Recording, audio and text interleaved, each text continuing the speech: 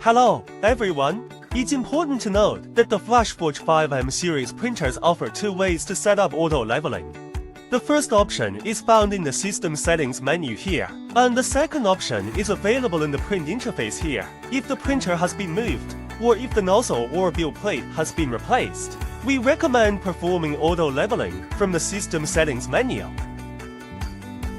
In this case, you only need to level the bed once, and the system will automatically save the leveling data.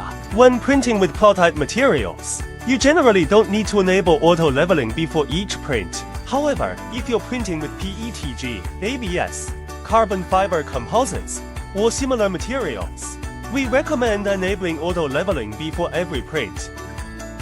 Feel free to share this tutorial with other users. If you have any further questions, please leave your comments below. We will update this video soon.